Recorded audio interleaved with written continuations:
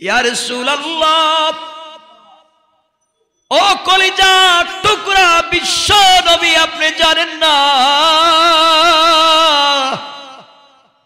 আমারও মন চায় আপনার কদমের কাছে বসে থাকি। আমারও মন চায় আমি সারাদিন আপনার সেই নূরানি চেহারা মুবারকের দিকে তাকায়া জান্নাতের কথা স্মরণ করি।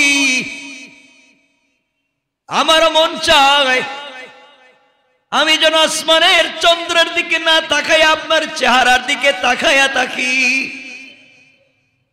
পয়গম্বরে আরবি, আমার মন চায় অন্যান্য সাহাবীর মতো আপনার সঙ্গে মুসাফা করি।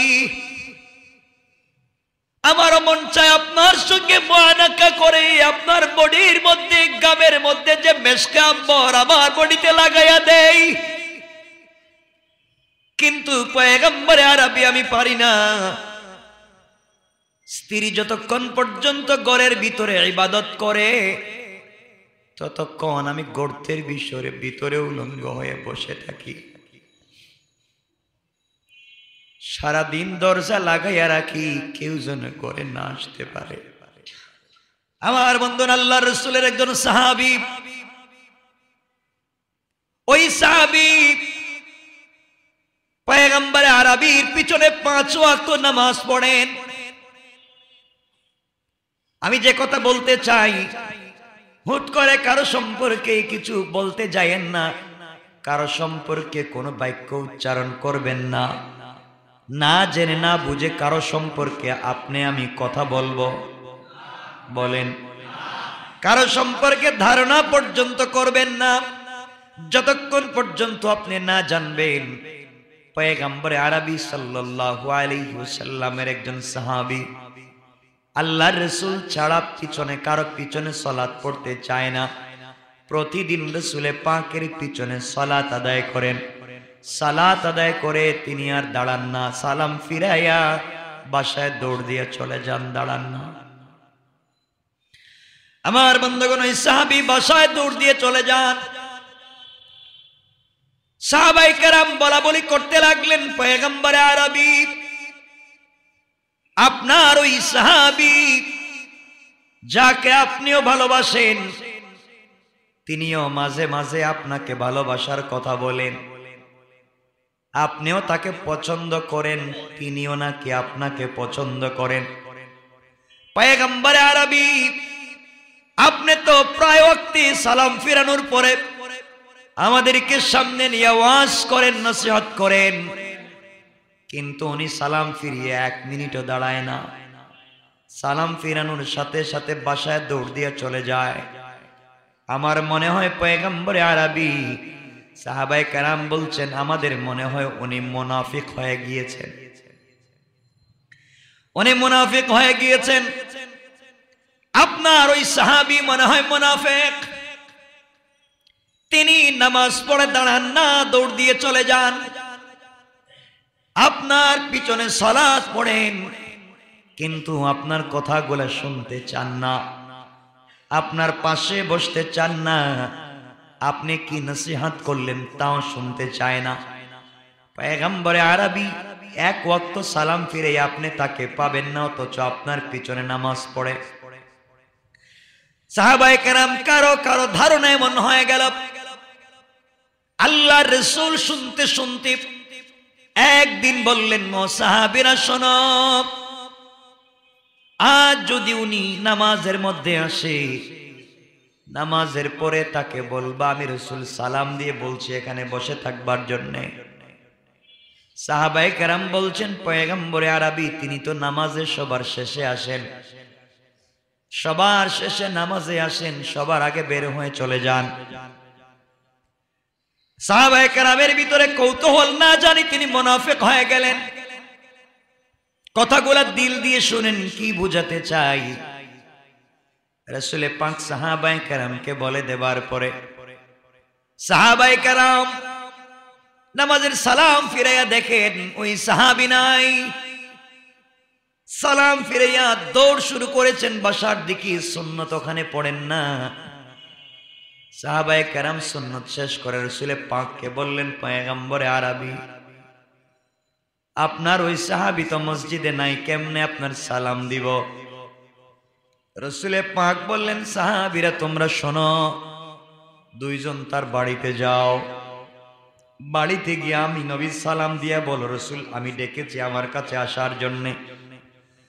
দুইজন সাহাবী দৌড় দিলেন, ওই সাহাবীর বাড়ির দরজায় গিয়ে দেখেন দরজা লাগানো, ভিতর দিয়া সালাম দিয়া ডাক দিয়া বললেন, ও আল্লাহর পয়গম্বরের সাহাবী, পয়গম্বর আরবি সরকারে কায়নাত আপনার কাছে সালাম পাঠিয়েছেন, আপনি আমাদের সঙ্গে চলুন, রাসূলে পাকের সঙ্গে দেখা করতে হবে। ওই সাহাবী বললেন, ভাই বন্ধুগণ তোমরা শোনো, তোমরা চলে যাও, একটু পরে আমি আসতেছি। সাহাবায়ে কেরাম বললেন, রাসূলে পাক সালাম দিয়েছেন, শুনলে মানুষ তো এক সেকেন্ডও দেরি করতে চায় না, আর তুমি রাসূলে পাকের ডাকে সাড়া না দিয়া পরে আসতে বলেছো। আমাদের ধারণা তুমি মুনাফিক হয়েছো, তা তো দেখতেছি ধারণা বদ্ধমূল হয়ে যাচ্ছে। তিনি বললেন, ভাইরে এত কথা শুনতে চাই না, তোমরা চলে যাও, রাসূলে পাককে গিয়ে বলবা আমার আসতে একটু দেরি হবে।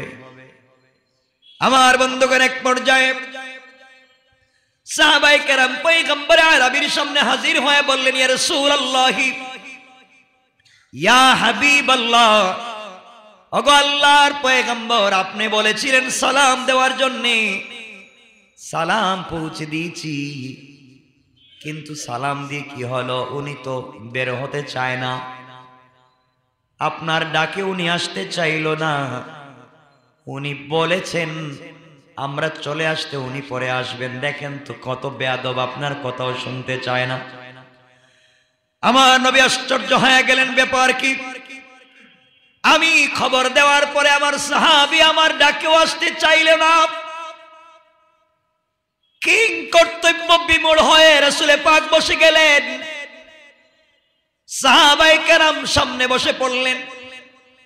সবার ভিতরে কৌতূহল, এত ভদ্র নম্র একটা ভালো ছেলে, কারো সঙ্গে ঝগড়া করে না, এক্সট্রা কথা পর্যন্ত বলতে চায় না, ওই ছেলেটার হঠাৎ করে কি হলো? কথাও শুনে না, আমি নবীজির ডাকেও আসতে চাইল না, লোকটা পরে আসতে বলেছে। দীর্ঘক্ষণ অপেক্ষা করবার পরে পয়গম্বর আরবির সামনে ওই সাহাবী হাজির। সালাম দিয়ে চোখের পানি ছেড়ে ডাক দিয়ে বলছেন, ইয়া রাসূলুল্লাহ, ইয়া হাবিবাল্লাহ, পয়গম্বর আরবি, আপনি সালাম দিয়েছেন, সময় মতো আসতে পারি নাই, দেরি হয়েছে। সাহাবায়ে কেরাম ফিস ফিস কথা বলতেছেন, লোকটা আজ কি বলে দেখব। বাইরে কারো সম্পর্কে না বুঝে না জেনে ধারণা করবেন না, দিলের ভিতরে ধারণা রাখবেন না, হারাম, জান্নাত হারাম হয়ে যাবে। রাসূল বললেন, সাহাবী বলো, তোমার কাছে দুটা প্রশ্নের জবাব জানতে চাই। এক নাম্বার বলো, আমি ডাকলাম তুমি কেন আসলা না? আমি ডাকবার সাথে সাথে কেন আসলা না? দেরি করেছ কেন? আমার দুধকে পরে আসতেছি বললা কেন, ব্যাপার কি? দুই নাম্বার জানতে চাই, তুমি কেন আমার প্রোগ্রামে বসো না? তুমি কেন আমার তাফসিরে বসো না? কোরআনের দর্শে, হাদিসের দর্শে তুমি কেন বসতে চাও না? তোমার ব্যাপারে অনেক মন্তব্য আছে, আমি রাসূল কোনো মন্তব্য করতে চাই না। বলো তুমি কেন সালাম ফিরে চলে যাও? নামাজ সবার শেষে আসো, সবার আগে মসজিদ থেকে বের হয়ে যাও, ব্যাপার কি? এই কথাগুলো শুনে কেউ কেউ বলছেন, ইয়া রাসূলুল্লাহ, লোকটা মনে হয় মুনাফিক হয়ে গিয়েছে। ওই সাহাবী দাঁড়িয়ে হাউমাউ করে বাচ্চাদের মতো কাঁদতে শুরু করলেন আর বললেন, পয়গম্বর আরবি, না না, আপনার সাহাবী মুনাফিক হয়ে যায় নাই, আপনার বন্ধু আপনার সাথী মুনাফিক হয়ে যায় নাই, আপনার সহচর মুনাফিক হয়ে যায় নাই। পয়গম্বরে আরবি আমারও মন চায় সারাদিন আপনার কদমে পড়ে থাকি, আমারও মন চায় সারাদিন মসজিদে নববীতে বসে থাকি, আমারও মন চায় আমি সারাদিন আপনার সেই নূরানি চেহারা মুবারকের দিকে তাকায়া জান্নাতের কথা স্মরণ করি। আমারও মন চায় আমি যেন আসমানের চন্দ্রের দিকে না তাকায়া আপনার চেহারার দিকে তাকায়া থাকি। পয়গম্বরে আরবি আমারও মন চায় অন্যান্য সাহাবীর মতো আপনার সঙ্গে মুসাফা করি, আমারও মন চায় আপনার সঙ্গে মুআনাকা করে আপনার বডির মধ্যে গাবের মধ্যে যে মেশকে আম্বর আমার বডিতে লাগাইয়া দেই, কিন্তু পয়গম্বরে আরবি আমি পারি না। আমারও মন চায় আপনার সাথে ঘুরে বেড়াই, আমারও মন চায় আপনি যে রাস্তা দিয়ে যান ওই রাস্তা দিয়ে আমিও আপনার সাথে যাই, কারণ ওই রাস্তা সাক্ষী দিবে কিয়ামতের দিন আমি আপনার সঙ্গে রাস্তা দিয়ে গিয়েছি। পয়গম্বরে আরবি আমার সুযোগ নাই,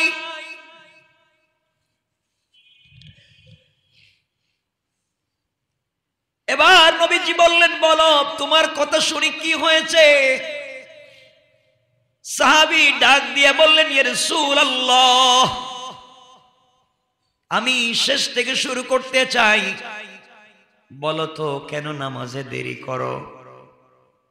ইয়া রাসূলুল্লাহ, এই দুনিয়ার জমিনে আপনার যদি কয়েকজন পাগলা সাহাবী থাকে একজন আমিও পাগল, কিন্তু আপনার সামনে পাগলামি করতে পারি না, বাড়িতে বসে একা একা কান্না করি, আপনার সামনে কেন আসতে পারি না।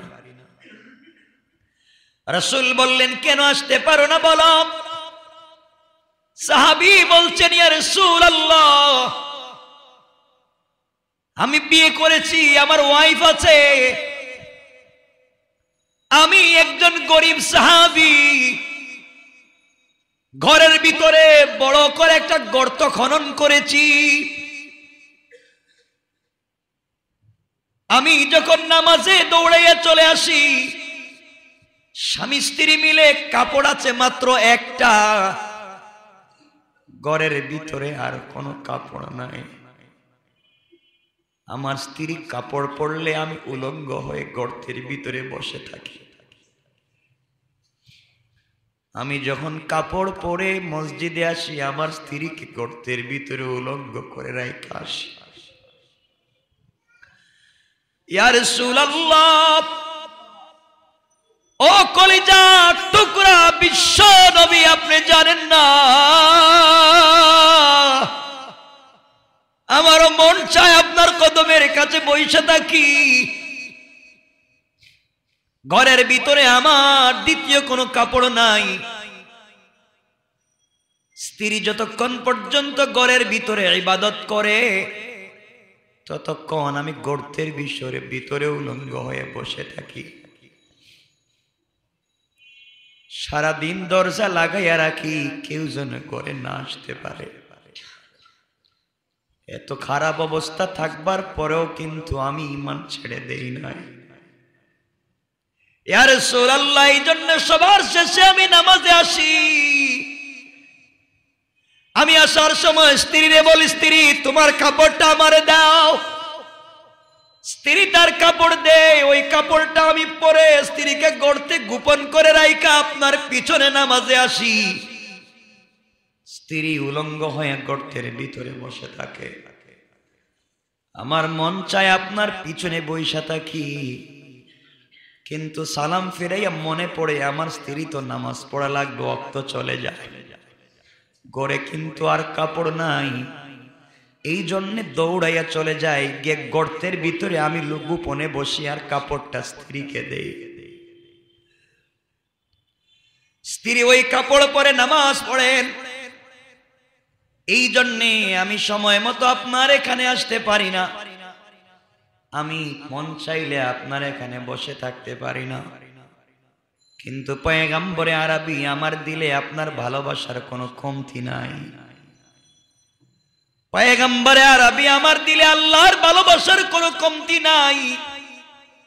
রব আমার স্বামী স্ত্রী দুইজনকে একটা কাপড় দিয়েছে, আমার দিলে কোনো ব্যথা নাই, আল্লাহর প্রতি আমার কোনো অনুরাগ বিরাগ নাই। দুনিয়ায় চলে যেতে চাই, শুধু একটা মাত্র চাওয়া, কিয়ামতের দিনে আপনার মতো কলিজার টুকরা বিশ্ব নবীকে যেন না হারাইয়া যায়। আল্লাহু আকবার বলেন। পয়গম্বরে আরবি আর কিছু চাই না, এভাবে জীবন কাটাইয়া দিতে চাই। আমি শুকরিয়া আদায় করি, রব তো একটা কাপড়ও দিয়েছে, যদি একটা না দিতেন তাহলে আমার কি হতো। নবীজি দাঁড়াইয়া গেলেন আর বললেন, আছো কি, কেউ আছো আমার সাহাবী সম্পর্কে তোমরা বুঝেছো? কেন রে শুধু ভুলভাল ধারণা করলা? কেন রে ধারণা করলা? তোমরা ধারণা করতে পেরেছো, কিন্তু একটা দিন খবর নিলা না লোকটা কেমন আছে, লোকটা খাইলো কিনা, তার কি জিনিসের কমতি জানতে চাইলা না, শুধু ধারণাই করে গেলা। আজও আমরা ধারণার পূজারি, ধারণা করে যাই, কিন্তু খবর নেই না লোকটার ভিতরের কলিজায় কি ধরনের আগুন জ্বলে। মনে রাখবেন, বহুত মানুষ সারাদিন হাসি খুশি থাকে, বন্ধু বান্ধবে হাসি খুশি মজা করে সময় কাটায়, তার কলিজার আগুন কাউকে বুঝাতে দেয় না, বুঝতেও দেয় না, বুঝাতেও চায় না। কিন্তু আমরা তো আহাম্মক, মানুষের ভিতরের কষ্ট জানতেও চাই না। এই জন্যে তাকাইয়া কারো সম্পর্কে ধারণা করা যাবে না। দুনিয়ার জমিনে আমাদের কেমন ভাবে চলা লাগবে, কে কোন কষ্টে আছে, সুযোগ থাকলে জানবো, সুযোগ থাকলে বুঝবো, কারো প্রতি খারাপ ধারণা রাখবো না, কাউকে কষ্ট দিব না। দুনিয়ার জমিনে কারো প্রতি খারাপ ধারণা রাখবো না, কাউকে কষ্ট দিব না। বলেন ইনশাআল্লাহ। আজ থেকে আমাদের জীবনের পণ আর প্রতিজ্ঞা হবে, যে কোনো লোক যে কোনো কোয়ালিটির হোক খারাপ ধারণা রাখবো। আল্লাহ পাক রব্বুল ইজ্জত ওয়াল জালাল 104 নম্বর আয়াত সূরা আলে ইমরানের আল্লাহ বললেন, তোমাদের মধ্যে একদল লোক থাকা উচিত যারা সব সময় ভালো কাজের দিকে আহ্বান করবে, যারা ভালো কাজের দিকে মানুষকে ডাকবে, তারা খারাপ ধারণা করতে পারে না। এই জন্য আজকের থেকে আমাদের কাজ হলো মানুষকে ভালো পথের দিকে ডাকবো, নামাজের দিকে ডাকবো, সুদ থেকে বাঁচাবার জন্য ডাকবো, ঘুষ থেকে বাঁচাবার জন্য ডাকবো, মদ এবং জুয়া থেকে বিরত রাখবো। আমরা তাদেরকে ইয়াবা ফেনসিডিল থেকে দূরে রাখবো। আমরা তাদেরকে জায়গা জমি যারা অন্যায়ভাবে দখল করে মানুষকে মেরে খায় তাদের থেকে দূরে রাখবো। আমরা চাইব সমাজ শান্তির হয়ে যাক, ভালো মানুষ সমাজের হয়ে যাক। আল্লাহ বলছেন, জানো না গোলাম, তোমাদের ঈমানের আমার কাছে কত দাম? যতক্ষণ পর্যন্ত একজন ভালো মানুষ পৃথিবীতে বেঁচে থাকবে, ততক্ষণ পর্যন্ত আমি আল্লাহ কিয়ামত কায়েম করব না। একথার মাধ্যমে আমি যে কথা বোঝাতে চাই, তাহলে আল্লাহর কাছে আসমান টিকায়া রাখবার খুঁটি হলো একজন ভালো মানুষ। একজন ভালো মানুষ থাকতে কিয়ামত হবে না। সুতরাং নিজে নিজেকে জিজ্ঞাসা করেন, আমরা কে কতটুকুন ভালো মানুষ হতে পেরেছি। আজকের থেকে আমাদের লাইফের পণ আর প্রতিজ্ঞা হবে ভালো মানুষ হবার, ইনশাআল্লাহ। সবাই আওয়াজ করে বলেন ইনশাআল্লাহ। কিছু মানুষ তো দুনিয়া আছে, সারাদিন চায় আরেকজনকে পেইন দিতে, আরেকজনকে কষ্ট দিতে, মনে করে ওরে কষ্টে থাকলে, ও বিপদে থাকলে শান্তি। এজন্য দুনিয়ার জমিনে আল্লাহ বলছেন, একদল লোক আছে এই দুনিয়ার জমিনে যারা সব সময় ভালো কাজের দিকে মানুষকে ডাকবে। এজন্য আল্লাহ রব্বুল ইজ্জত ওয়াল জালাল বললেন, ওয়ালতাকুম মিনকুম উম্মাতুন ইয়াদউনা ইলাল খায়র ويأمرون بالمعروف وينهون عن المنكر وأولئك هم المفلحون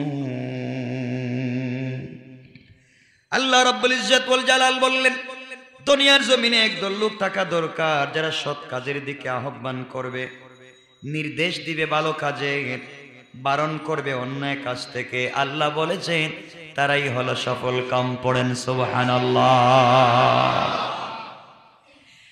এরপরের আয়াতে আল্লাহ বলছেন শোনেন, ভালো মানুষের সংজ্ঞা বুঝেন।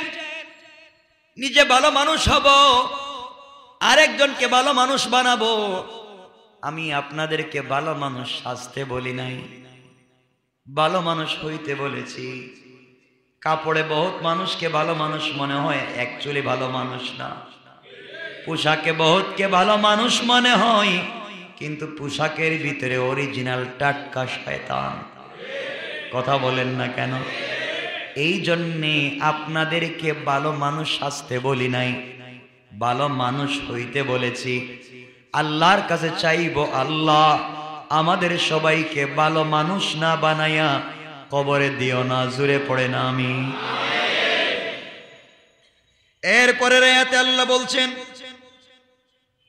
ওয়ালা তাকুনু কাল্লাযীনা তাফাররাকু ওয়াখতালাফু মিন বা'দি মা জাআহুমুল বাইয়িনাত ওয়া উলাইকা লাহুম আযাবুন আযীম। আল্লাহ রাব্বুল ইজ্জত ওয়াল জালাল বললেন কিন্তু শরীরে গোলামের দল, তোমরা এই সমস্ত মানুষের মতো হইও না, ওই সমস্ত মানুষের মতো তোমরা হইও না যারা বিচ্ছিন্ন হয়ে গিয়েছে এবং নিদর্শন সমূহ আসার পরেও তারা বিরোধিতা শুরু করেছে। দুনিয়ার জমিনে আল্লাহ বলছেন তাদের জন্য রয়েছে কিয়ামতের দিন ভয়ঙ্কর আযাব। আল্লাহ বলছেন তাদের মতো হইও না যারা ভালো মানুষ থেকে বিচ্ছিন্ন হয়ে গিয়েছে, যারা ভালো মানুষ থেকে আলাদা হয়ে গিয়েছে, যারা ভালো মানুষ থেকে স্বেচ্ছায় দূরে সরে গিয়েছে, নিজেদের ভুলের কারণে, নিজেদের অন্যায়ের কারণে। একসাথে ছিল, আজকে আলাদা। আসেনি? বলেন আসেনি?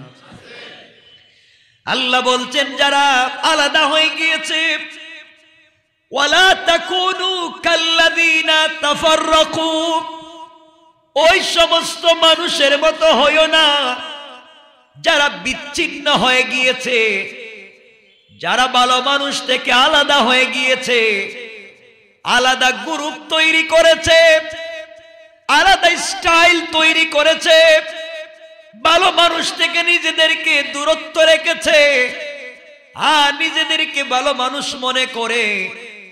আল্লাহ বলছেন না না, যারা ভালো মানুষ থেকে আলাদা হয়ে নিজেদেরকে ভালো মানুষ সাজাতে চায় তারা বিচ্ছিন্ন। আল্লাহ বলছেন তাদের মতো তোমরা বিচ্ছিন্ন হইও না।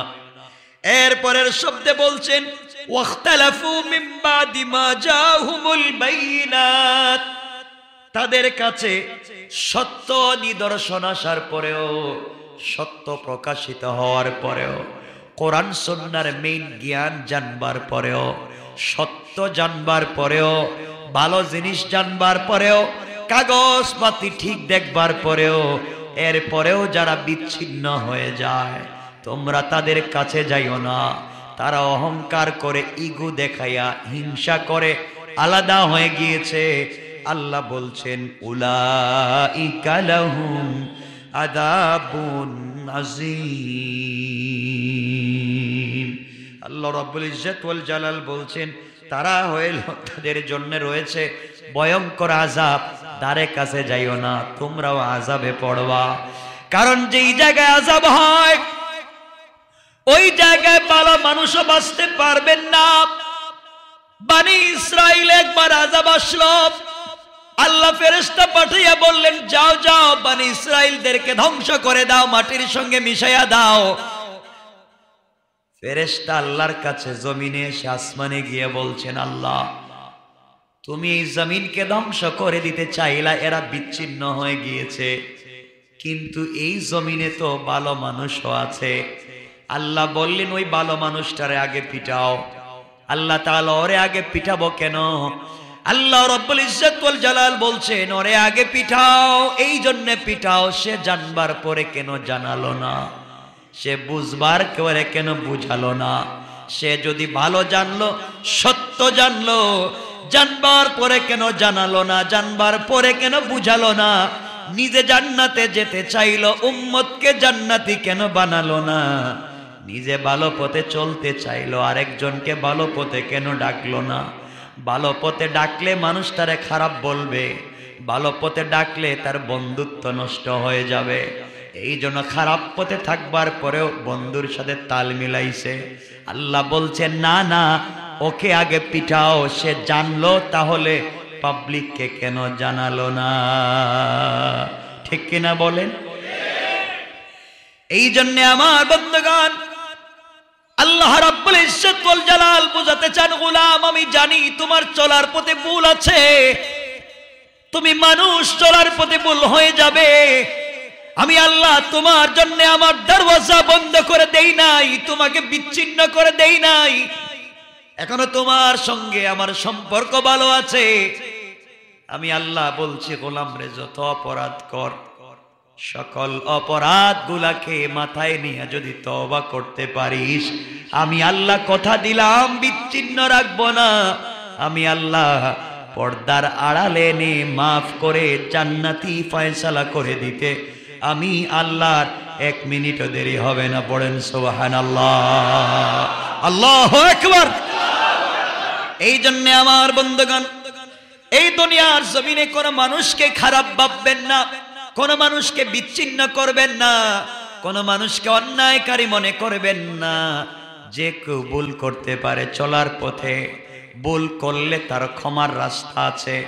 আপনি আমি কাউকে গালি দিতে পারি না, আপনি আমি কারো প্রতি ধারণা খারাপ করতে পারি না। আমরা সকলে ভালো পথে চলবো, একসাথে জান্নাতে যেতে চাইবো, বিচ্ছিন্ন হব না। বলেন ইনশাআল্লাহ। আরো জোরে আওয়াজ করে বলুন ইনশাআল্লাহ, আরো জোরে বলুন ইনশাআল্লাহ। আল্লাহ আমাদের সবাইকে কবুল করুক। সবাই পড়ে না আমিন। এরপরে আল্লাহ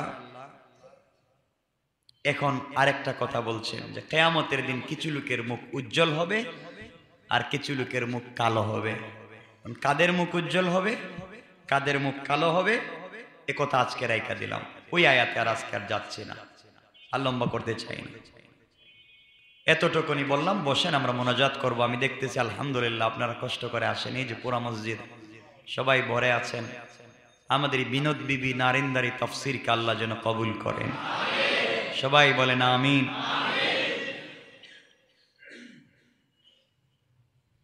আমার জন্য দোয়া করবেন। আমি জুমায়ও বলেছি, আমার জন্য অ্যাকচুয়ালি মন থেকে দোয়া করবেন। আল্লাহ যেন দুনিয়ার বিপদ থেকে আমাকে বাঁচায়, ফিতনাকারীর ফিতনা থেকে, জুলুমকারীর জুলুম থেকে, ষড়যন্ত্রকারীর সকল ষড়যন্ত্র থেকে আল্লাহ যেন বাঁচায়। আপনারা একটু দোয়া করবেন তো ইনশাআল্লাহ। বাসায় গেলে আমি জানি আপনারা অনেকে তাহাজ্জুদ পড়েন, আমার জন্য একটু দিল থেকে দোয়া করেন, আল্লাহ যেন বিপদ থেকে দূরে রাখে। আমিও যত তাফসিরে বাংলাদেশে যাই, দেশে বিদেশে কোনো জায়গায় আপনাদের ভুইলা যাই না, হাত উঠালেই তো আপনাদের কথা মনে হয়ে যায়। আমি দোয়া করি আপনাদের জন্য, এজন্য আমার জন্য আপনারা দোয়া করবেন। বলেন না ইনশাআল্লাহ। আমাকে অনেকে গালি দিবে, আপনাকে অনেকে গালি দিবে, এগুলা মাথায় রাখবেন না। গালি তো রসুলকে দিয়েছে না, দেয় নাই? রসুলকে পিঠায় নাই, তা আমাদেরকেও পিটাবে, গালি দিবে। এজন্য আমরা দিনের পথে থাকবো, কখনো বিচ্ছিন্ন হব না, খারাপ কাজ করব না। জওয়ান যারা আছো আমাকে কথা দেও, আজ থেকে 5 ওয়াক্ত পাক্কা নামাজি ইনশাআল্লাহ। সবাই একবার হাত উঠান, সবাই বলেন আল্লাহ। আমরা ওয়াদা দিলাম আর কোনদিন জেনে শুনে ইচ্ছায় অনিচ্ছায় গুনাহ করব না। তওবা করলাম, আমাদের সবাইকে ক্ষমা করেন। সবাই পড়েন আমিন।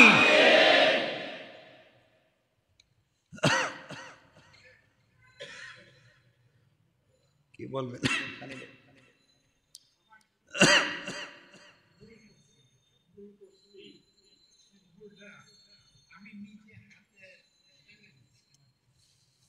তাফসীরের পরে বলেন, তাফসীরের পরে শেষ করি তাফসীর। আমরা একে অপরের জন্য দোয়া করব, আমার জন্য দোয়া চাই, আমরা সবার জন্য দোয়া করব। দিল থেকে ঠান্ডা মাথায় আমার জন্য একটু দোয়া করবেন। اللهم صل على محمد وعلى آل محمد كما صليت على إبراهيم وعلى آل إبراهيم إنك حميد مجيد. اللهم بارك على محمد وعلى آل محمد كما باركت على إبراهيم وعلى آل إبراهيم إنك حميد مجيد. أستغفر الله إن الله غفور رحيم. أستغفر الله إن الله غفور رحيم. اللهم آمين.